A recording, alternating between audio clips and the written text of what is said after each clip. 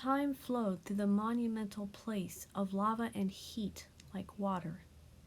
The old Leviathan rested atop his stone platform, his battered form listless after the terrible bubbles took the breath from his gills.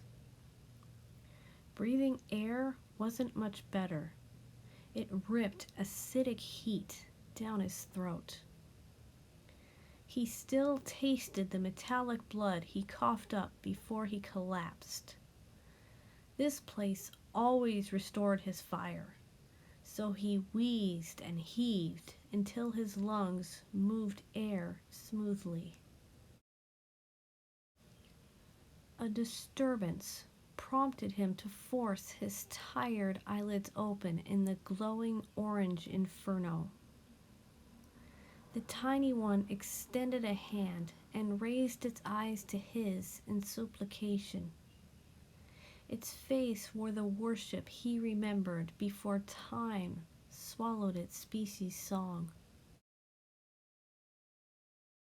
Behind the tiny one was an offering.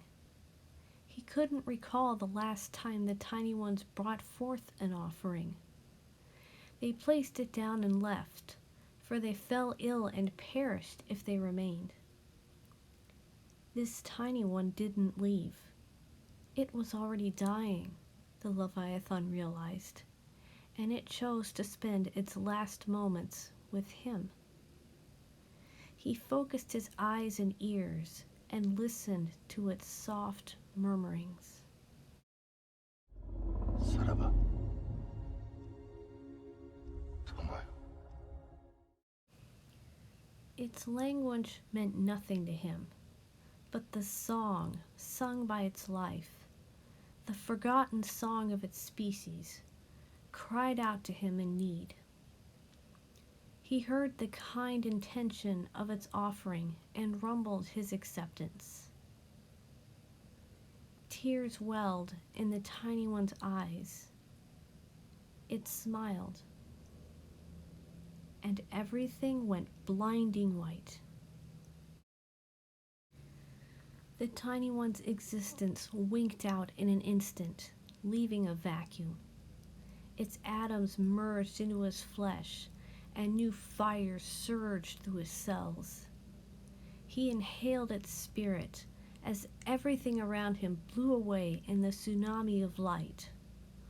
Water flowed into the brilliance where a noble sacrifice had taken place. His gills flared open, hungry for life. He was reborn.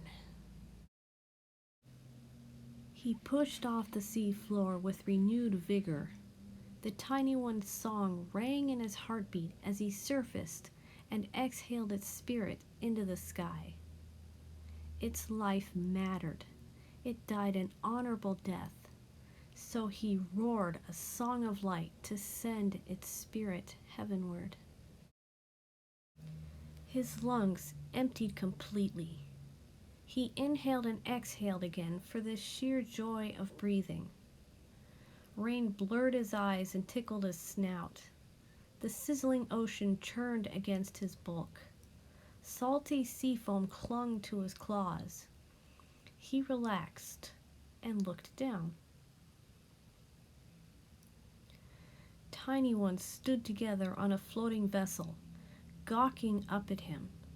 Their combined song was an atonal clamor of anguish, awe, fear, and grief for the loss of their own. The ancient Leviathan bent closer to them. He breathed in. Their faces and colors were different, but their scent matched the tiny one who gave its life for him. The tiny one in the front of the others had a storm in its eyes that stilled when their gazes met. He sniffed again, and their discordant song unified into the same plea. Time caused the tiny ones to forget.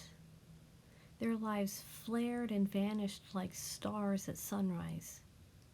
Generations painted over them as they fell further and further away from the song.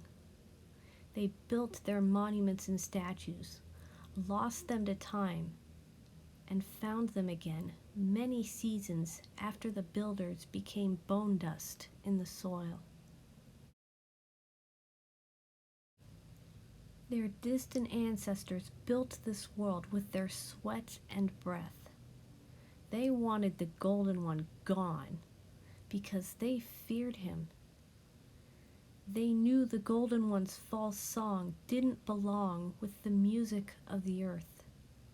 And yet, here they were, remembering it all over again. Remembering him all over again. Perhaps their power came from that. Not all of the tiny ones were worthy, but these tiny ones deemed themselves worth saving, and that was good enough for him to save them all. The ancient Leviathan turned away and dove through the depths. He knew where the Golden One went, and the tiny ones wanted to fight alongside him. Their presence was almost inconsequential. He welcomed it anyway. They deserved to bear witness when he devoured the Golden One and reclaimed his place as the rightful king.